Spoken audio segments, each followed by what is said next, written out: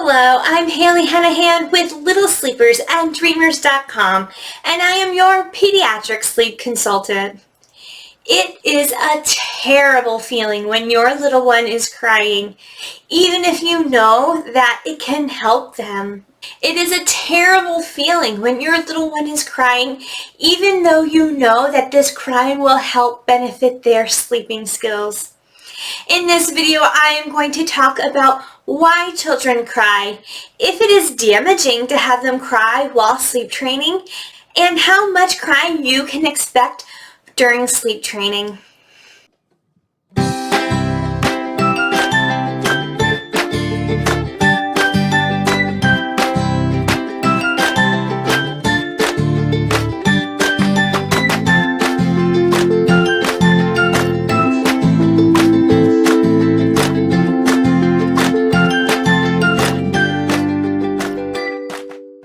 So let's start by talking about why babies cry.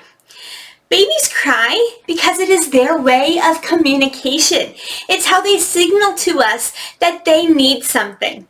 So especially the real little baby that cries, they aren't necessarily upset or sad like an older child might be. They are just trying to let us know that they are in need.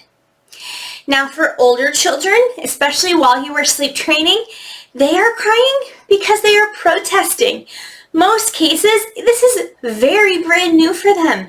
This is something that they don't want to do. I often like to use the example of chocolate cake. If your child really wants chocolate cake for lunch every single day, are you going to say yes? Are you going to let them have chocolate cake for lunch day after day? Probably not. You're going to say no, let's eat some healthier foods.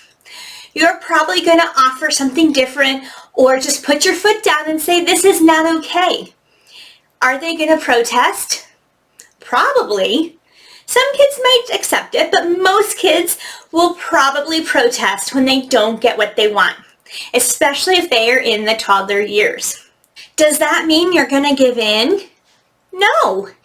Because you know that eating healthier foods is better for them. And that's the same with learning skills to sleep through the night independently.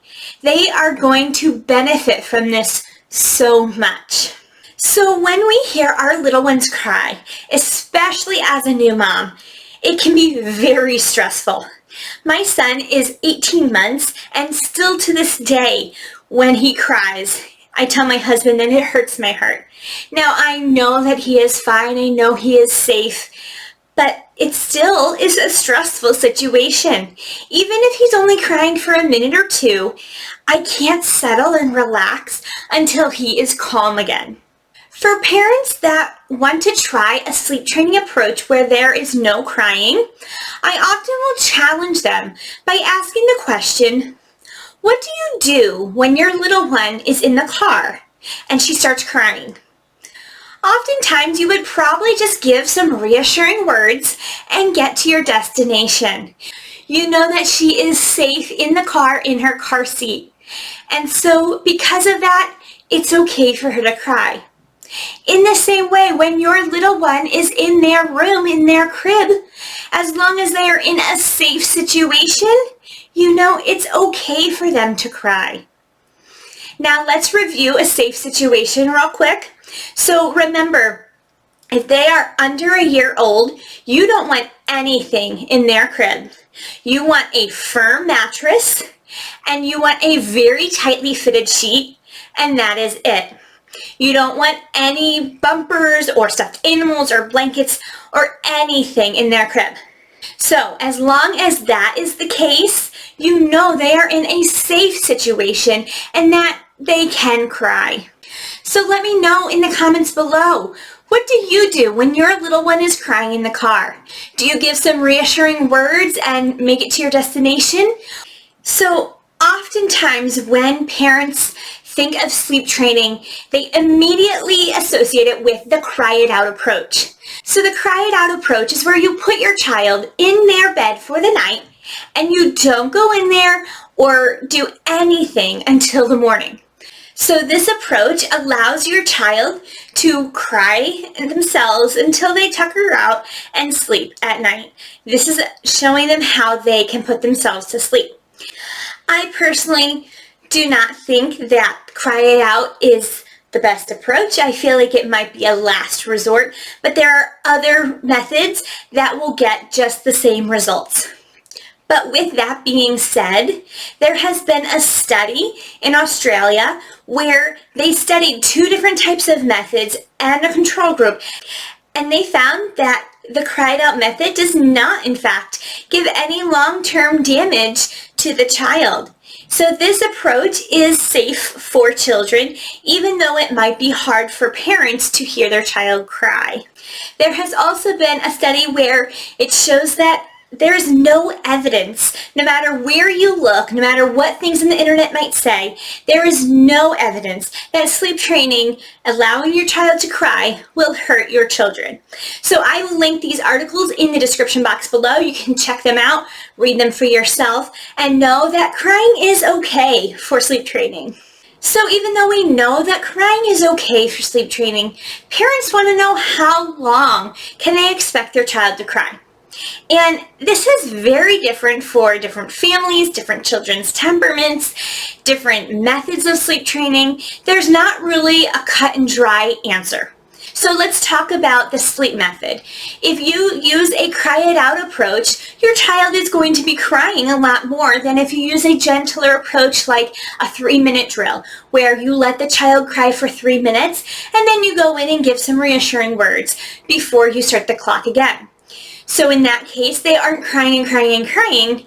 They are having a more gentler approach, even though there is still some crying. Just know that the more gentler the approach, the longer it might take to see results and to get your child fully sleep trained. It also depends on your child's temperament. If your child is strong-willed, they might cry a little bit more than a more easygoing child. So that might be a difference as well. Another thing to look at is the age of their child.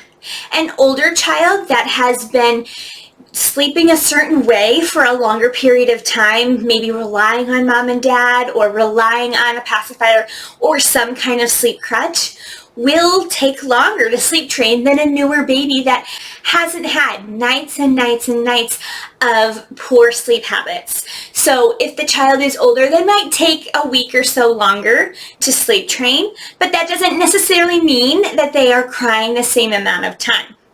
So typically when you start sleep training, the first 2 nights is when you can expect the most crying. The first night especially, it's this brand new change. They are not used to it, so you will hear some crying. By night 3, the crying should lessen. You should see some results. Even if they are not going right to sleep right away, because it does take time to sleep train, you should see a difference from nights 1 and 2 and night 3. Now keep in mind, as you sleep train, there will be a little bit of a regression, so maybe about night 5 or 6, you might hear a little bit more crying than you had on night 3 and 4, and that's okay. They're just trying to get used to this new way of sleeping independently. But after the first week or so, they should be getting used to it and hardly crying as they go to bed. Now, if you are trying a sleep training method and by night 3 or 4, they are just constantly crying for an hour and a half, 2 hours, you want to stop and contact your sleep consultant or find a sleep consultant that can help you get back on track, because it should not be days and days and days of your child just crying and crying. That tells me that either 1, the parents are not implementing the plan just correctly as they should be, or number 2, the plan of the method that they are using is just not right for the child and their temperament. So they might need to have a different type of method that will help them learn to sleep. If you need a sleep consultant, go ahead and email me at littlesleepersanddreamers@gmail.com, and I would be glad to help you get started with a sleep plan for your child. I hope you found this video helpful. I hope that it answered any questions you have. If you have any more questions about crying and sleep training, please go ahead, put them in the comments below. I would love to connect with you, to answer those, and to get you off to the right start with sleep training. Go ahead and give this video a like, hit the subscription button and the alert bell so that you won't miss any of my upcoming videos. I'll see you in the next one. Sweet dreams.